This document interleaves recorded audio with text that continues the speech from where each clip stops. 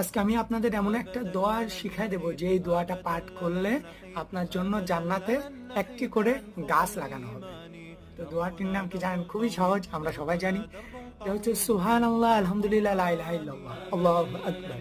এটা যদি পাঠ করেন প্রতিদিন সকাল সন্ধ্যা সব সময় যদি পাঠ করেন, তাহলে আপনার ভাই কোনো সমস্যা থাকবে না জীবনে। ইনশাল্লাহ কোনো প্রকার সমস্যা থাকবে না। আমাদের একটা সমস্যা আছে, বুঝছেন? সেই সমস্যাটা হচ্ছে আমরা কখনো ভালো জিনিস কখনো শেয়ার করি না, ভালো জিনিস কখনো অ্যাপ্রিসিয়েট করি না। গান বাজনা উল্টাপাল্টা ভিডিওতে আমরা সবসময় লাইক দিই, কমেন্ট করি, সাবস্ক্রাইব করি চ্যানেলগুলো, উল্টাপাল্টা চ্যানেলগুলো, কিন্তু ভালো চ্যানেলগুলো কখনো আমরা সাবস্ক্রাইব করি না। তো আমাদের এই চ্যানেলে সবসময় ইসলামিক কন্টেন্ট আপলোড করা হয়।